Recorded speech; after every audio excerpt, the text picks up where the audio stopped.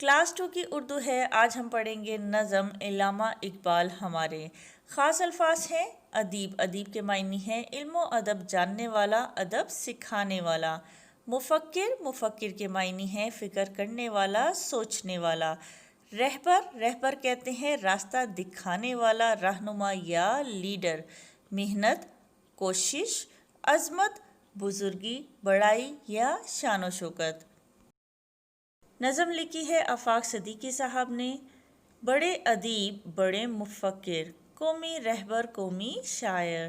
اس نظم میں شاعر علامہ اقبال کی تعریف بیان کرتے ہوئے کہتے ہیں کہ علامہ اقبال بہت بڑے ادیب تھے، یعنی علم و ادب کو جاننے والے تھے، اور بڑے مفکر یعنی بہت سوچ بچار اور فکر کرنے والے انسان تھے۔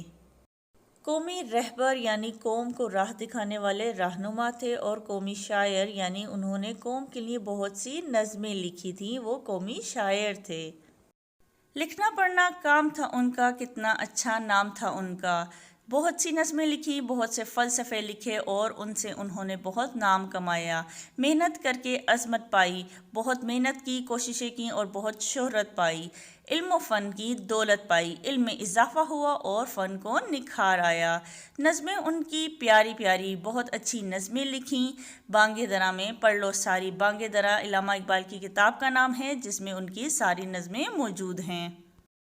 چرچا ان کا عام رہے گا، زندہ ان کا نام رہے گا۔ علامہ اقبال نے مسلمانوں کی آزادی کے لیے بہت کوششیں کیں، ان کا نام ہمیشہ زندہ ہے اور زندہ رہے گا ہماری تاریخ کی کتابوں میں، ان کی نظموں میں اور ہمارے دلوں میں۔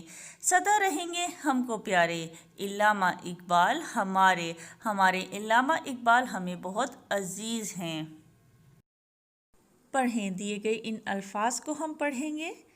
ادیب، مفکر، رہبر، محنت، عظمت، شاعر، دولت۔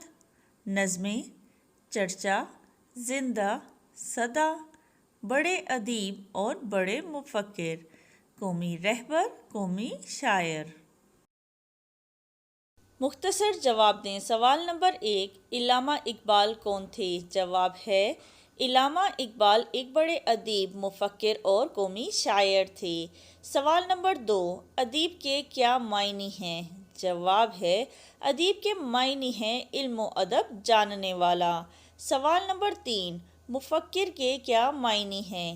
جواب ہے مفکر کے معنی ہیں غور و فکر کرنے والا۔ خالی جگہ میں درست لفظ لکھیے۔ نمبر 1، امی ڈیش پوچھا کہاں جا رہے ہو؟ امی نے پوچھا یا امی پر پوچھا؟ امی نے پوچھا کہاں جا رہے ہو۔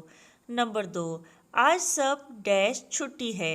آج سب کی چھٹی ہے یا آج سب کو چھٹی ہے؟ آج سب کی چھٹی ہے۔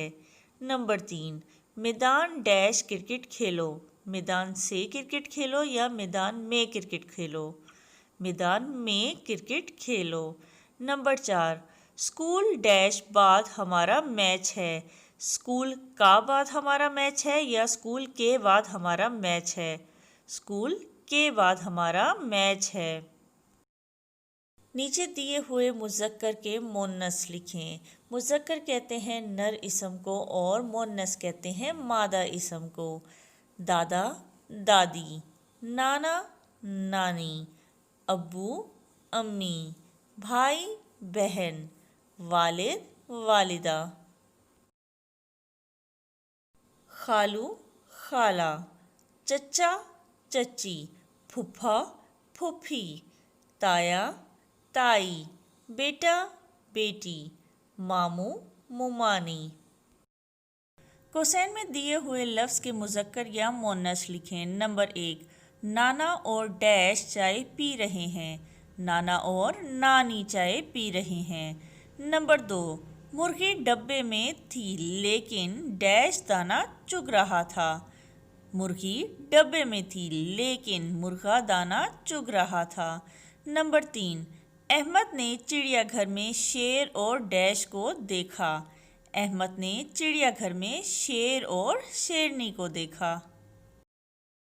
مثال کے مطابق واحد کو جمع سے ملائیں۔ واحد کہتے ہیں ایک اسم کو اور جمع کہتے ہیں دو یا دو سے زیادہ اسموں کو۔ مثال کے طور پر سال، سال واحد ہے اور اس کی جمع ہے سالوں۔ درخت، درختوں۔ میز، میزوں۔ ہاتھ، ہاتھوں۔ کرسی، کرسیوں۔ جمع کو جملوں میں استعمال کریں۔ مثال کے طور پر باغ میں پھول کھلے ہیں۔ یہاں پر باغ واحد لفظ ہے اور اس کی جمع ہے باغوں۔ باغوں میں پھول کھلے ہیں۔ بوتل میں کیا ہے؟ بوتلوں میں کیا ہے؟ بوتل، بوتلوں۔ درخت کو نہ کاٹو، درختوں کو نہ کاٹو۔ درخت، درختوں۔ تتلی پھول پر بیٹھی ہے، تتلی پھولوں پر بیٹھی ہے۔ پھول، پھولوں۔